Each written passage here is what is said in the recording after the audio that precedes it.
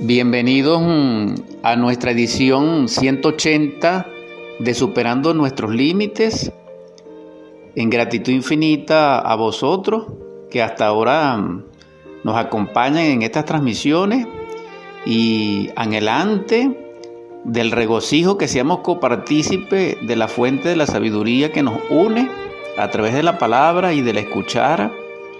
Sea propicio estos instantes para que en esa conexión trascendental del ser espiritual crística, solar, logoica, podamos en espíritu ser copartícipes de la paz, de esa paz que en el nombre del Cristo emana profundamente hacia nosotros.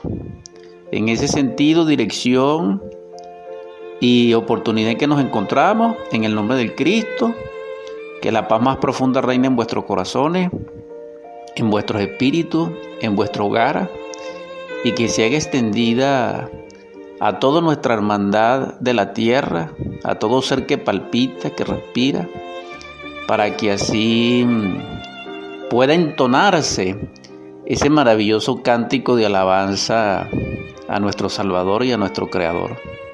En esta mañana compartiremos y daremos profundidad a algo importante referente a nuestro contenido mental.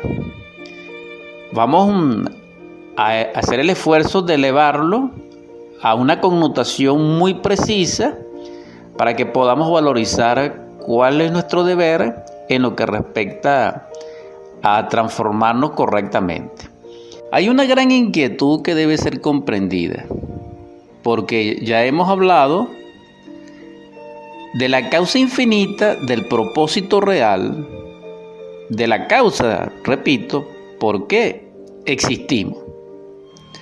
Existimos es diferente de ser. El ser es el que puede ser, porque Él lo es y es un atributo inherente a Él. Y Él quiere ser en nosotros y por eso nos da la vida. Y ese sería el propósito de la vida, que el ser sea en nosotros. Pero nosotros existimos, es decir, no somos Él, no dejamos que Él viva en nosotros, no le damos nuestro corazón para que Él sienta, no le damos nuestros ojos para que Él mire, no le damos nuestros oídos para que Él escuche, no le damos nuestra palabra para que Él bendiga, para que dé el mensaje, para que dé aliento, para que dé esperanza, para que dé consuelo, para que dé sabiduría, para que cante a los cielos, no. Por eso existimos. Existimos porque somos el yo. Nosotros nos separamos del ser. Y nos separamos por dos causas muy importantes. Una fue una causa, dijéramos, cósmica, un error sagrado. Y dos,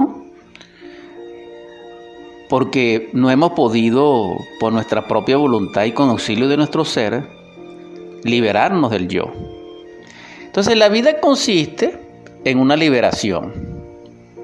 Y esa liberación tiene un triunfo, y tiene un trofeo, y tiene un regocijo, un agape, cuando se recibe ese trofeo.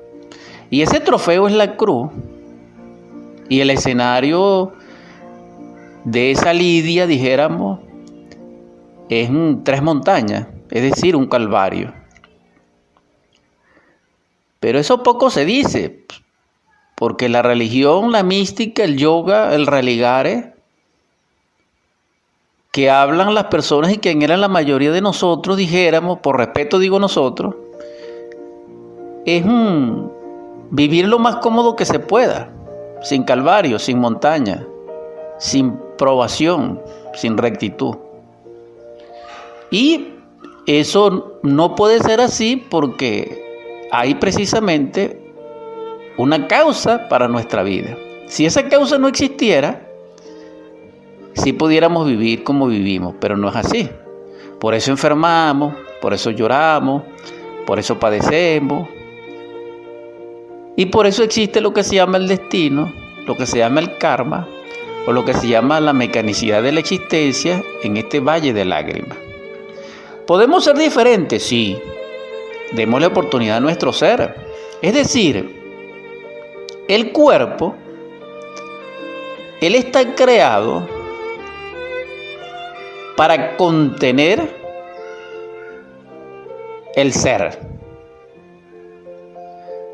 Vamos a comprender bien esto. Cuando decimos que el cuerpo fue creado, no estamos hablando de supersticiones ni de fantasías, ni siquiera de la Biblia, no. Nuestro cuerpo fue fabricado por la naturaleza a través de la energía creadora de un acto sexual, amoroso o no, y de la unión, de la cruz, de la mezcla o del cruzamiento de esa energía creadora, surgió nuestro cuerpo, es decir, fue creado. ¿Quién lo creó? Dos creadores, nuestra mamá, nuestra madre, y nuestro papá, nuestro padre. Y ellos también fueron creados así, y toda criatura es creada así. El universo también fue creado así, metafóricamente hablando. Quien pueda entender eso, tiene entendimiento y tiene don de escudriñar a través del Espíritu, que pertenece es al Espíritu Santo. Entonces, somos creados, pero somos creados por un propósito. Y ese propósito es que lo que nos creó, es decir, el Creador, quiere vivir y expresarse en nosotros, en forma muy específica y muy particular. Por eso, el Evangelio nos enseña a desarrollar nuestra particularidad y única. Porque existe como existen infinitos padres en los cielos, existen infinitos hijos en la tierra. Porque cada hijo tiene su padre y cada padre tiene su padre. En todo caso, la enseñanza es el Padre. El Cristo vino a traer la enseñanza del Padre, a unirnos con el Padre. Pero el Padre, es uno de los niveles del ser más ignotos que hay, en su perfección, Él quiere perfeccionarnos porque Él tiene que vivir o puede vivir es en lo perfecto. Él no puede vivir en lo imperfecto. Por eso envía al Hijo, que es el Cristo, que es el guerrero, que es el liberador. Porque no puede existir, no puede ser un liberador que no sea un guerrero. Y Él lo dice en ciertos versos que no tengo aquí a la mano, aunque tengo dos Biblias abiertas aquí, sobre la paz. Sí recuerdo que hay un verso donde Él habla que posee el hacha. Y también recuerdo un verso donde dice que por Él se dividirá el padre contra el hijo contra el padre, la nuera contra la suegra contra la nuera, etcétera, etcétera. Y también dice que por Él se perdería la vida. Pero eso es en el caso real cuando se está trabajando sobre la cristificación. Cuando se le quiere dar a la vida el contenido real, es decir, cumplir con el propósito del Creador dentro de nosotros. ¿Cuándo cambiaría nuestra vida? Cuando nuestro Padre, que es nuestro Creador inmediato, esté en nosotros, vive en nosotros, en un nivel, me refiero. Ese nivel primero es la conciencia del ser, es decir, la conciencia del Padre. El segundo nivel es el alma del Padre, dentro de nosotros, que es el Hijo. Y así sucesivamente hasta que se llegue al Padre en sí mismo. Eso lo conozco y pertenece a la ciencia pura y a la tradición del anfiteatro de la ciencia cósmica y el sacerdocio de Dios. Al menos a nivel informativo, pero no tenemos el contexto de tiempo para referirlo. Sin embargo, sí podemos mencionar con el propósito de orientación colectiva y de dilucidar este asunto más profundamente, es que nosotros estamos llamados a ser templo de nuestro Padre. Cada persona debe lograr edificar dentro de sí su templo, para el ser, no para el ego, porque el ego tiene, en vez de un templo, la Gran Babilonia. Por eso cada uno de nosotros no tiene un templo, es decir, no tiene ni la Jerusalén celestial dentro de sí mismo, ni tiene ese templo maravilloso que llamaban los antiguos del medioevo el castillo de Camelot, y que ha tenido muchos nombres a través de los siglos en diferentes culturas. Eso no importaría, porque estoy hablando desde el punto de vista metafórico, y en la metáfora encontramos la concomitancia o encadenamientos causales del conocimiento verdadero, y que a través de todos los tiempos se ha revestido de diferentes formas, pero tiene un solo principio, y ese principio es el Cristo, lo que une a todos los símbolos antiguos, arcaicos, presentes y futuros. Es el Cristo, es el Logo, es el fuego del fuego, es el INRI, es la palabra, es el verbo, es el amor. De eso estamos hablando. Entonces nosotros debiéramos darle contenido al amor. ¿Por qué? Porque la vida es como un cuenco, como una vasija, como un odre. Por eso el Cristo dice: echad vino nuevo en odre nuevo. Nosotros somos ese odre. Ahora bien, ¿nosotros somos odre nuevo o somos odre viejo? ¿Nosotros soportaremos el vino de nuestro Cristo y nos romperemos? ¿O nosotros sí resistiremos el vino de nuestro Cristo y no seremos rotos y desechados? Entonces, esto es algo muy importante, porque el odre es un vacío. Todo está diseñado en un vacío. La matriz es un vacío. La vivienda es un vacío.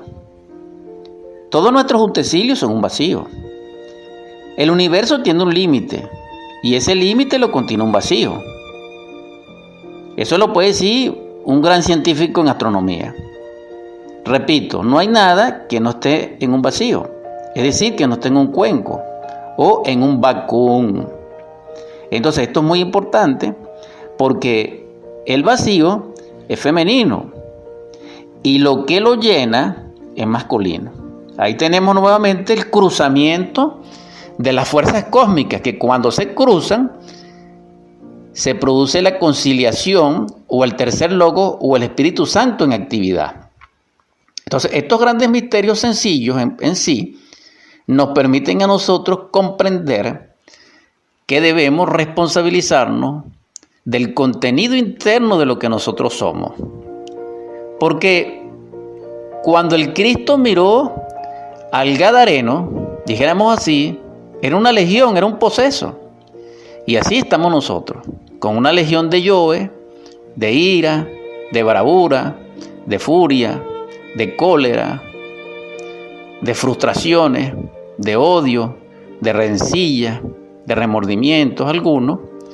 Esto es nada más con la ira, pero también estamos llenos de lujuria, de pornografía, de delitos, etcétera, etcétera, etcétera. Si tuviera 1000 lenguas para hablar, no podría enumerarlos cabalmente, y si tuviera paladar de acero, como lo dijo, si recuerdo bien, como que fue Dante o su maestro Virgilio, el poeta de Mantua. Entonces esto es algo interesante. ¿Por qué? Porque así como el universo contiene la vida y la naturaleza, nosotros dentro de sí debiéramos contener al ser y no al ego. No me cansaré de hablar del ego. Hermanos, hermanas, perdónenme. No es que no sepa otra cosa, no es que esto es un cliché, no, sino que esto es lo urgente que debemos comprender. Si ustedes quieren experimentar lo real, si ustedes quieren ser partícipes de la luz, si ustedes quieren experimentar la iluminación, platicar con un ángel, platicar con vuestra propia alma, porque la gente habla del alma pero ni la conoce, y si es de él, ¿por qué no la conoce? Porque uno tiene una casa y tiene las llaves de la casa y vive en la casa, y entonces ¿qué pasa con el alma, pues? ¿Qué pasa con el espíritu? Entonces necesitamos ser serios en estas cosas, y para ser serios tenemos que eliminar el ego. ¿Por qué? Porque el ego no es el ser. ¿Por qué? Porque el ego no es la vida. ¿Por qué? Porque el ego no es de la luz.